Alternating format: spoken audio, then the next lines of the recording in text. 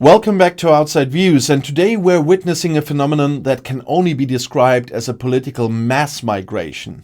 Oh, the irony. Tory after Tory is defecting to Nigel Farage. And my personal view is that we are watching the final agonizing collapse of a party that has spent a decade trading its soul for popular slogans, only to realize that the man who wrote the slogans has now come to collect the house. It is absolutely fascinating to watch this slow motion disappearance of the Conservative Party, as if it's being erased from the map of British politics by a turquoise eraser called Reform UK.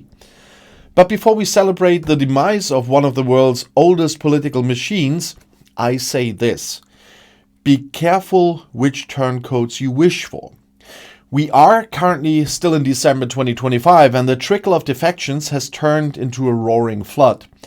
The recent flurry of defecting councillors and former MPs is not just a strategic shift, it's a desperate act of opportunism that smells of burning bridges and panic.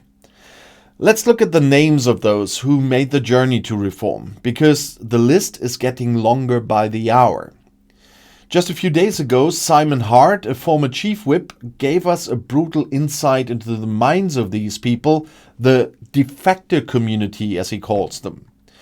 The shocker started back in April 2024 with Dan Poulter, but the real earthquake happened in September 2025 when Danny Kruger became the first sitting Tory MP to defect. Kruger, a man with deep ties to the party, an old Etonian and former secretary to Boris Johnson, didn't just walk out. He declared that the Tory party is over.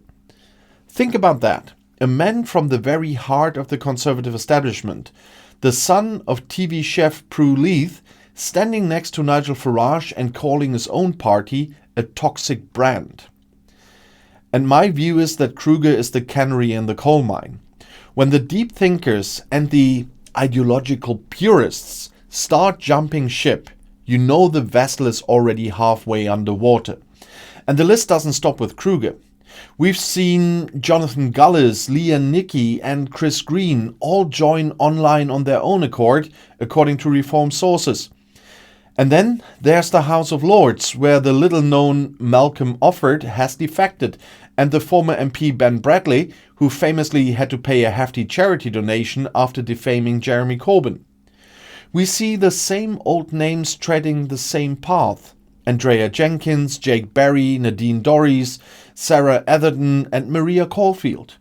They all hum the same old tune that the Conservatives no longer represent my values, which I find deeply amusing, since most of them signed up for and enthusiastically voted for the very policies they now claim are indigestible.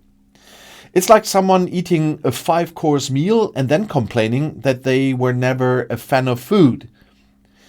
In reality, these aren't people looking for new values. They are people looking for a new career because they know the Tory brand is currently as popular as a cold cup of tea.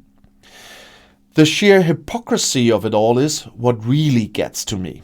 These defectors owe their entire well-funded political existence to the Conservative Party, its money, its volunteers and its voters. If they had an ounce of class, they would resign and trigger a by-election to see if their voters are actually as enthusiastic about Nigel Farage as they are.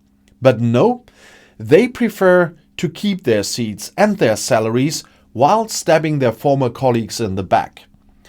As Simon Hart pointed out, these are often loners who find it impossible to operate as part of a collegiate force, the kind of people neighbors describe as keeping themselves to themselves right before a disaster.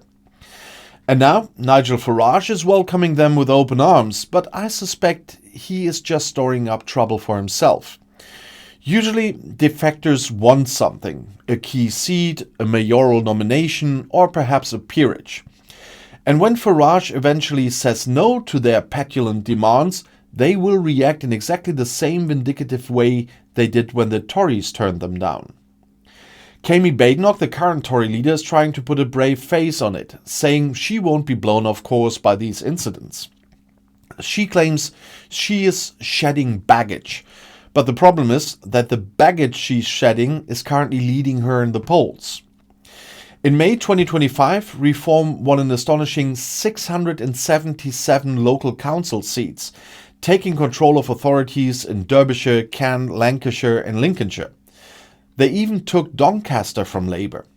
And the public isn't just looking at protest parties, they are moving into them and making them their new home. The Tory party is currently languishing at around 16% in some polls, while Reform is surging toward the mid-30s.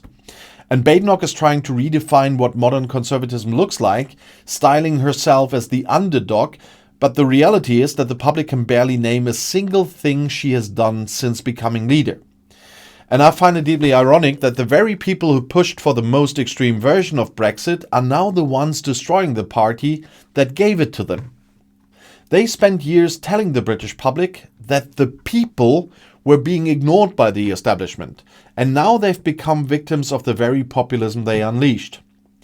Nigel Farage is the new custodian of that fire, as Danny Kruger put it, but that fire is currently burning down the house of the centre-right.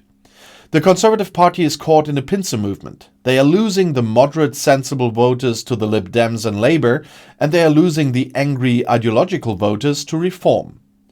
There is no middle ground left for them to stand on.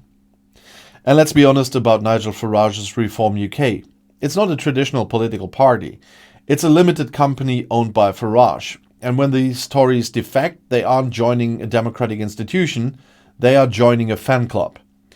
Farage has already had leaked message rows with people like Rupert Lowe showing that even a small circle is prone to the same infighting and ego clashes that destroyed the Tories. But for now, the drip of defections is doing exactly what Farage wants. It's delegitimizing Kemi Badenoch and making Reform look like a government in waiting. Kruger has even been appointed as Reform's head of preparing for government. It would be funny if it weren't so dangerous for the stability of the country. And the outside view on this is that Britain is witnessing the death of a political dynasty. The Conservatives survived the Corn Laws, 2 world wars and the Thatcher years, but they might not survive Nigel Farage. And the most tragic part? They did this to themselves.